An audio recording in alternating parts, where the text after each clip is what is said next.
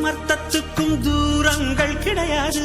சொல்லாத காதல் எல்லாம் சொர்க்கத்தில் சேராது.